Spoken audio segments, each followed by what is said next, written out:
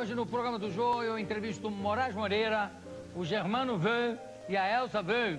Tudo isso hoje, logo depois do Jornal da Globo, com William Vac e Cristiane Pelágio. Até já. Eles querem fazer, olha só, com que crianças e adultos percam o medo de sapos, batráquios, de uma forma geral. Eu vou conversar com o Germano e Elza Veu. Por favor.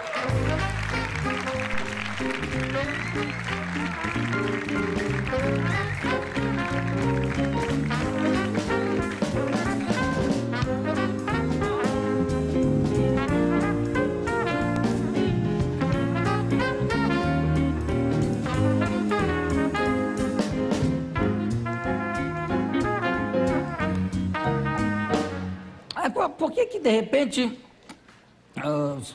vocês tiveram essa ideia de fazer com que as pessoas percam o medo do sapo, enfim... Sapo, perereca.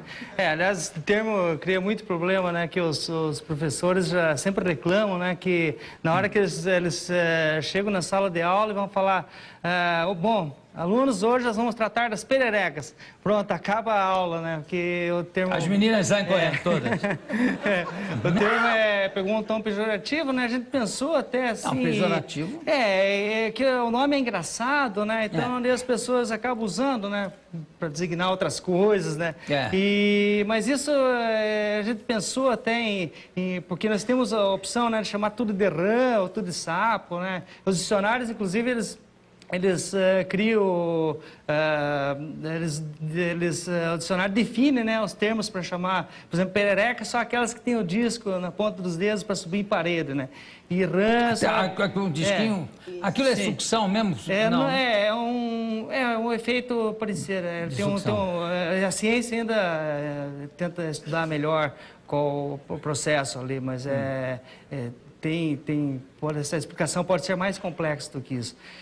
Bom, esse trabalho que começou quando eu era... Desde criança, né, eu tenho assim, um fascínio, né, pelos sapos. Você? Sim. E você também? Por pererecas. Por sapo.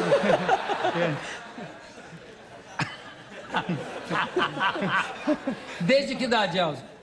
Olha, eu desde criança também, mas assim, não tinha tanto assim como o Germano, né? Mas aí, de repente... Aí juntou a fome com a vontade de comer. Isso. Quando vocês se conheceram, foi amor ao primeiro sapo. Sim. As perecas costumam afastar os casais, né? Algumas não. Nesse caso. Mas aí... Bom, esse trabalho todo, né, na verdade, vem então desde criança eu senti que os sapos eram discriminados, né? Coitadinho do sapo. E eu defendi os sapos, né, que eu lembro desde 7 anos de idade, assim, que eu lembro... No colégio também? Sim, defendia as crianças, saíam da escola, iam numa lagoa lá, queriam matar os sapos, apedrejavam, matavam, então eu defendia, achava errado aquilo, né? Você era considerado um marginal pelos seus amigos, pelos colegas, com né? Com certeza. Lá vem um maluco que gosta de sapo. Sim, exatamente. E aí eu tinha um sonho também de criança sempre de ser cientista, né? Porque eu sou do interior de Santa Catarina e sou da área rural, inclusive, e eu sempre tive aquela vontade, assim, né? No sonho de ser cientista. Só que eu não sabia, assim, que estudar sapo, né, seria sapologia. Isso. Heptologia, no caso, né? Como é que chama? Então, heptologia. Heptologia. Zoologia. O sapo é hepto mesmo sem estuda jogar futebol, sapos, sem nada. Não precisa ser hexa para depois ser hepto, ele já é. Exato. Então, aí só que eu fui para outra área, né? Eu acabei estudando, me interessando muito por física, né? Aí eu persegui esse sonho, me tornei físico, daí eu fiz mestrado em física. E o sapo lá, quietinho, mas você... Aí, exatamente, depois com a Elza, o casamento, tudo, eu tinha... Como é que vocês se conheceram? Elza, como é que vocês se conheceram? Olha, nós conhecemos um batizado de uma sobrinha, em Curitiba. Sobrinha dele ou Minha. Sua? E aí, conversa vai, conversa vem. Sim, a paixão dos sapos veio depois. Você gosta de sapo... Sim. Não. Os sapos veio associado com o fato de eu começar a voltar, por exemplo, eu me tornei um cientista, comecei a trabalhar com um pesquisador mesmo. Né? Aí então comecei a voltar para minha cidade, né, fazer aquelas viagens, via tudo sendo destruído e então nós compramos uma pequena área e vamos fazer nossa parte. Vamos comprar essa área aqui de Mata Atlântica. Para criar sapos. Sim, na verdade, os sapos não ainda... Era, não a centelha bem... ainda não tinha... Era só proteger aquela área. Aí, um dia eu vou à noite, tinha umas lagoas. Quando eu escutei aqueles coachares, aliás, só uma curiosidade, os sapos...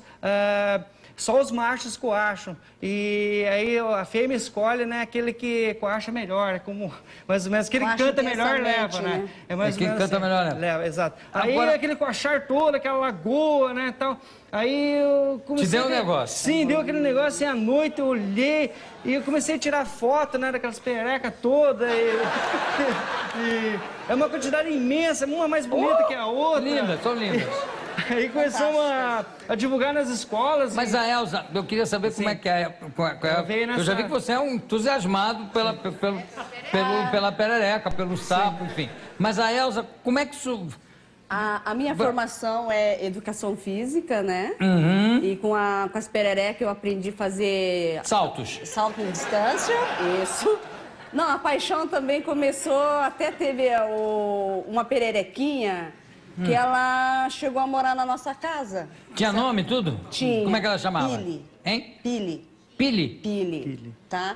E em cima disso daí eu comecei a observar a beleza que ela tinha, né? Eu achei Não, fantástico. Elia, eu acho, olha... Não entendo por que em Conto de Fada tá... Aí o príncipe vira sapo, tem que beijar o sapo para virar... Porque eu acho o sapo um bicho até... ele tem uma beleza diferente. É o que eu chamaria assim da beleza, o francês chamaria de a beleza do diabo, aquela coisa charmosa, sensual, aquele sapo, aquela coisa, né? Agora, a perereca é a que salta muito, isso, e a rã? Isso. A rã já não é de saltar muito, no máximo que ela consegue escalar é...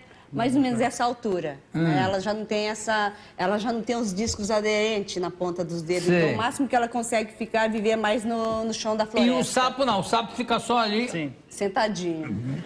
O sapo também, ele vive mais no chão da floresta, né? Agora, as pererecas são que escalam árvores, paredes. O sapo é o perebento, né? Que tem aquelas perebas todas na cabeça, ou não? Sim, o sapo É pereba aquilo? Não, É purulento? É uma glândula, né, que ela usa para defesa. Aliás, isso é uma crendiça das pessoas, acham que ele espirra leite. Vai Isso cegar tudo as é mentira, pessoas. porque... Não espirra. Não, espirrar, até ele solta. Mas Olha, pra ele... você já está querendo me Não, para enganar. ele eliminar aquele líquido Elza leitoso, não se deixou. você pressionar ele. Porque, na realidade... Se apertar aquilo... Isso, Sim. porque é uma defesa que ele tem para se defender dos predadores.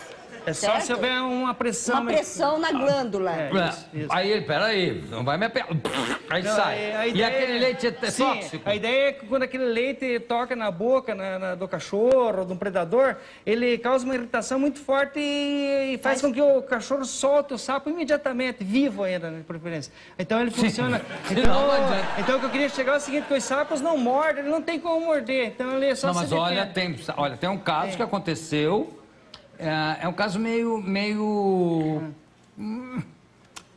enfim, é meio estranho, mas eu vou contar, porque estamos aqui, somos todos adultos. Tem uma bailarina de uma companhia estrangeira que veio ao Brasil e num teatro do norte, ela foi ao banheiro e tinha um sapo dentro, e o sapo olhou para cima, viu aquilo e pulou e pá, mordeu. E para tirar o sapo dali foi uma loucura. A moça ficou traumatizadíssima porque o sapo se apaixonou, não queria largar a perereca. Mas é verdade a história. Tiveram que ir pro hospital para o sapo soltar. Porque ele se sentiu ameaçado, claro, né? Tá lá na boa e tal. Mas geralmente o sapo não ataca as pessoas. Não ataca, a boca ele não tem dente. Mesmo que ele quisesse morder, ele não consegue. Não tem dente, mas tem gengiva. Ele só é uma espécie, na verdade, morde, né? Mas mas não, que não vive, assim. Vive em áreas bem preservadas e está quase extinta, né? Então, De tanto morder os outros. E Não, aquele senhor que dizem que morreu Ele disse que morreu envenenado Não, de essa sapo. história não é foi verdade? muito mal contada. Ele é que é? nem manuseava. Porque existem algumas rãzinhas da floresta amazônica. Aqui na nossa região, no sudeste do Brasil, não temos. Tem algumas que só se você comer uma rãzinha aquelas rãzinhas coloridas. Existe uma espécie Mas também quem é que come rãzinha colorida? Pois é, então quem que vai comer uma rãzinha de 2 centímetros, assim, uma perereca daquela? Quem que vai comer assim? Então, só se você comer, daí você pode ter realmente venenosa. Mas tocando assim, manuseio, talvez na Colômbia existe uma espécie. Não, exato. Na Colômbia tem uma espécie que parece que os índios... Tem um tipo de sapo que é venenoso. Sim, se você tocar nele, pode te dar problema. Eu botei até... Mas essas perecas estão em áreas bem preservadas. Não, e que você sim, mas tem sapo que vem da... No livro do Rubem Fonseca, eu até citei no meu último livro, falando de um sapo que era do qual se tirava um veneno. Quer dizer, devia... Sim, se tira dele, exato, mas agora o sapo ele não tem como injetar esse veneno em você. Esse veneno é passivo, digamos assim, só está na pele, só se você comer ele. Ou lamber, né? Você lamber. Tem gente que lambe sapo? Olha, essas histórias tem sim, que usa como alucinógeno, né? Existe uma espécie, mas não no Brasil, né? Não nessa região. O cara vai e lambe? Sim, parece que existe. E dá um efeito de barato, é isso? Sim, tem uma espécie. LSD? Sim. Lambe o sapo para ter barato. O cara faz qualquer coisa. Os índios também usam substâncias secretadas, né, pelos anfíbios eu uso isso também para ficar medicina. Você sabe que uma vez eu estava fazendo uma turnê com um show meu e de repente eu fiquei na casa de uma pessoa, que era um apartamento, era uma casa maravilhosa, e tinha uma suíte que me convidaram, eu fiquei lá, porque o hotel da cidade ainda não era muito bom, tinha um outro espetacular, mas não estava ainda pronto. Eu não vou dizer o nome da cidade, que realmente não é o caso. Mas, enfim, eu sei que eu fiquei feliz de estar dormindo naquele apartamento, que era uma suíte mesmo, incrível. Só que, de noite, eu acordei com uns ruídos, assim.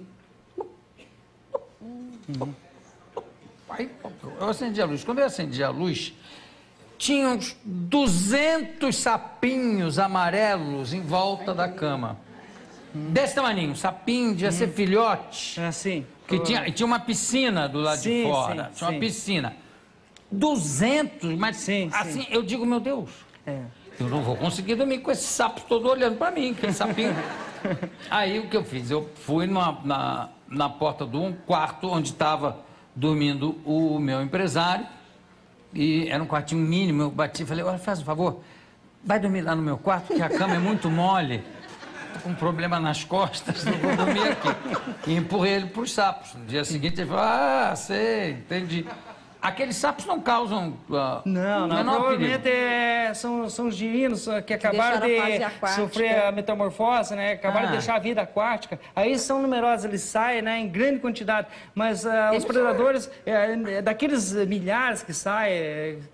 Sim, mas não podiam pular em cima da cama? Não, eles... Como não? Só algum que vão chegar à fase adulta, é interessante isso. Mas eles provavelmente não, eles já estavam migrando para o mato, para a floresta. Não, estavam migrando para a minha cama, que eles estavam... Não, provavelmente eles...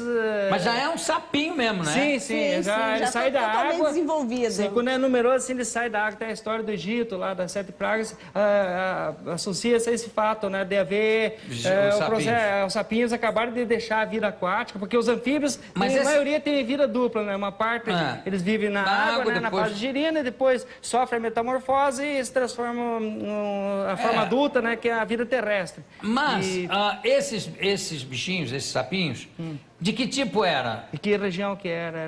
Era no Nordeste. Mas digo, era sapo, perereca, era rã, era o quê? Na realidade, pode ser, é difícil de dizer assim. É que nós só no Brasil nós temos mais de 700 espécies. No Brasil nós temos de sapo, rãs e pererecas. Então, até assim falando, dificilmente a gente vai conseguir definir que espécie é essa. Famosos como sapo-boi, sapo-martelo. Sim, sapo-martelo, Aliás, poucas espécies têm um nome assim específico. Na maioria se chama tudo genericamente de sapo, de perereca. Porque nós temos muito, é difícil ter população. Aí que está a dificuldade da população saber a diferença entre sapo, rã e perereca, porque temos mais de 700 espécies, né? Então, não, mas rã e perereca a gente já sabe. Sim. Um tem aquela patinha de jogador de ping-pong, né? O dicionário procura, mas o O termo indígena perereca significa, né? Parece-me que os indígenas usavam o nome de forma genérica também para designar todos os sapos. Mas os dicionários procuram definir, né, a perereca assim como que tem o disco, né, para subir em parede. Tá, de a rã é lisa e não tem o disco, sapo, né? rugosa. Vive no chão só, a rã vive no chão e Eles solta cruzam bastante. um com o outro? Não, Não. Nem se dão. Aliás, isso é na natureza... Eles brigam? Sim, às vezes o sapo, tem duas espécies de sapo que tem o quachar muito parecido, aí pode haver confusão. Pode haver acasalamento. Daí sai, e aí? Aí nasce híbrido, mas ele não consegue ele não consegue se reproduzir e morre. Nasce um estéreo, né? Você vê que A natureza tem isso. As duas espécies se encontram às vezes. Mas porque o sapo esse que o senhor falou no início do programa, que tem a glândula, né, em volta da cabeça, ele é interessante porque na época do acasalamento, só os sapos, né, que coacham. Aí a competição é muito grande por uma fêmea. E qualquer coisa que passe por perto deles, vão lá eles sobem em cima. Aí, exatamente. Qualquer coisa que passar. Sim. Aí, até umas vezes ele... Passar um anão. Sim. Pá. Ele gruda e há casos de registro que ele fica, às vezes, 2 semanas, porque a fêmea não está no ponto, às vezes, de desovar, ele fica 2 semanas. Vai ver que esse caso do teatro que eu lhe falei? Sim, era. Tá aí a Vai ver resposta. que foi isso. Verdade. Sentou, a moça sentou ali, né? O sapo não quis saber. Vamos ver umas fotos aqui, por favor. Aqui Pode ver que as perecas não são tão feias assim, né? Não, Essa é uma perereca, o disco na ponta dos dedos. Ó. A perereca que criança usa, pega, leva pro colégio, né? Sim. Vamos lá. Nós temos espécies Essa lindas no Brasil. mixórdia, o que é exatamente? Que não está dando para eu identificar. A coloração dela, né? Pode ver que ela tem um... Isso é uma perereca. Pererequinha também. Olha o disco, a cabeça dela está pro lado direito, né? Essa perereca tem 2 centímetros, adulta. Essa, se comer, mata, é isso? Não, essa não. Essa daí não. Essa nossa região nós não temos assim, espécies Nada. assim. Vamos em frente. No sudeste do Brasil, aqui nos... Ó. Esse daí é um exemplar macho de perereca também, né? Ele está coachando. Observe o papo inflado. Ah lá. Vamos em frente. Essa daí é filó. Filomedusa, uma das pererecas mais dóceis que nós temos na região. Essa ela não pula, ela só anda, assim, permite ser tocada, ela é bastante dócil, não é estressada que nem as outras. Ela não usa o salto, então? Não, raramente. Só usa salto, mas ela mais anda e bem lenta, em câmera lenta. E ela tem um linguão, aquela coisa de pegar o mosquito lá longe, pum. Sim, sempre é. Justamente, os sapos só usam a língua, né? Por isso eles não mordem e tal. Então é como se fosse a boca, como se fosse uma caixinha, onde ele tira a língua, gruda o inseto, né? O inseto gruda nela, ele puxa. Aí essa espécie interessante, que é normal a gente encontrar 3 machos com uma fêmea acasalando. Mesmo? Essa espécie. É por isso que ele não pula, ele vai devagarinho, vai andando. Ele tem os machos oportunistas, né, que ficam escondidos, esperando. Ele fica, parece que tem um estudo científico mostrando que ele fica perto do macho que está coachando bem, que ele sabe que a fêmea vai escolher aquele ali que ele canta bem. Aí ele fica escondido, fica mudo perto. E na hora que há o acasalamento, quando eles estão desovando, daí que ele chega e se aproveita e também coloca o esperma dele. Aí nasce filhotes de 2 pais. 3 até. 3, 4. Vai ficar pulando pra quê? Nós temos fotos mostrando. Ele chega ali pé ante pé. Na realidade, a fecundação é externa, né? Então, por isso que não tem problema. Não tem pênis, não tem. Não tem pênis? Não. Não. Essa daí é rã vidro. Fecundação é externa que nem peixe, né? Essa é a rã vidro, uma rãzinha de 2 centímetros também, e que ela é transparente, pena que a foto não mostra isso, mas ela dá para ver os órgãos internos dela, é uma coisa impressionante. E essa depende de... É perereca também? É perereca. É uma perereca. E depende de água bem limpa para se reproduzir. Qualquer contaminação, ela desaparece. Por isso que tem poucos lugares no Brasil nós podemos encontrá-la ainda.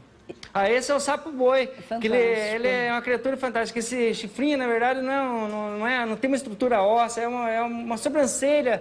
Eu não estou identificando o sapo aí no meio a camuflagem é tão perfeita, os predadores também pensam assim. Porque ele fica camuflado com aquelas folhas secas no chão da floresta e só vive em áreas bem preservadas ainda. E já foi extinto em maioria dos lugares. Então ele tem essa camuflagem para poder se defender dos predadores. E não adiantou muito, né? Porque se ele está extinto, praticamente. Sim, mas é por causa do homem, né? Que está destruindo tudo, tá. Tá desmatando, Vamos lá. poluindo os rios. Essa é bem interessante também, essa perereca, ela carrega os ovos nas costas e aí os girinos, quando nasce, 30 dias depois, ela vai distribuindo em bromélias. Essa não usa lagoas, então ela usa água acumulada nas bromélias da floresta. Até Então, tem um detalhe, que essas espécies que colocam menos ovos, né, no caso, uma sapa, ela chega a depositar de 3 a 4 mil ovos, né? E chega à fase adulta é 1 ou 2 ou nenhum. Agora, essa espécie, ela é interessante porque já tem a proteção da mãe, então é na média de 7 a 16 ovos, tá? E o girino desenvolve dentro dessa bolsa. Aí, quando o girino está totalmente desenvolvido, a mamãe perereca vai e solta em cada bromélia. Essa também é uma perereca... Passa mais depressa, Vina, para dar tempo da gente ver. Isso, tem o os que desenhos, é uma perereca também. Só para mostrar as formas, como varia, que nós temos mais de 700 espécies. E tem umas que são muito bonitas, realmente, né? Não, essa aqui parece uma tatuagem. Ela tem os desenhos e que varia dentro da mesma espécie, o desenho muda de um exemplar para outro. Muda mais, põe mais uma e depois solta logo o vídeo. Olha que linda essa. Essa também é da Serra do Mar de Santa Catarina. Isso aí só existe lá na Serra do Mar de Santa Catarina. E também depende daquela água, aqueles riachos, água bem cristalina, para os girinos se desenvolverem. Vai no vídeo, vamos ver o vídeo da bichinha chegando lá. Isso, essa é a filó, né? Que nós comentamos. Olha aí os... Filó, o que é? Filomedusa, a espécie. Olha lá os dois machos, isso que eu acabei de explicar para vocês. Ó. Opa, tô nessa boca, olha. Só que está acelerado porque é em câmera lenta o processo, né? Olha, cara, então essa espécie que é interessante, que a maioria das espécies deposita os ovos direto na água, né? Essa não, ela enrola nas folhas sobre a superfície da água. Olha, esse aqui é um andar normal, não tem nenhum efeito aqui de câmera lenta. É assim que ela anda lentamente para não ser vista pelos predadores. Essa é a fêmea? O macho que acabou de sair da fêmea, que acabou de acasalar. Seus girinos eclodindo, né, nascendo dos ovos que ficam nas folhas, né, eles nascem e caem direto na água. Olha que fantástico.